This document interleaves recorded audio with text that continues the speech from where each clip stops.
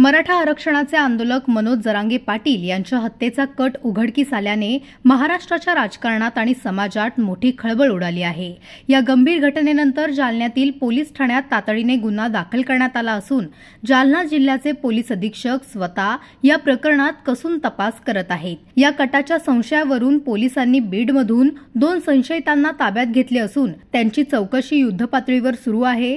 या संपूर्ण प्रकरणावर राज्याचे जलसंपदा मंत्री राधाकृष्ण विखे पाटील यांनी तीव्र प्रतिक्रिया दिली आहे। त्यांनी या घटनेला अत्यंत गंभीर संबोधून राज्य सरकारने यावर त्वरित आणि कठोर कारवाई करण्याची मागणी केली आहे। एखादा नेता एका विशिष्ट प्रश्नासाठी उभा राहतोय आणि त्यांच्याच हत्येचा कट रचला जात असेल तर त्यांना पुरेसे संरक्षण दिले पाहिजे, असे स्पष्ट मत विखे पाटील यांनी मांडले। त्यांनी मनोज जरांगे यांच्या संरक्षणाची आणि या कटात सामील असलेल्या दोषींवर कठोर कारवाईची मागणी राज्य सरकार आणि मुख्यमंत्र्यांकडे करणार असल्याचे सांगितले आहे। नाही, असं गंभीर एकदम ते राज्य सरकारने तात्काळ या बाबतीमध्ये कारवाई केली पाहिजे।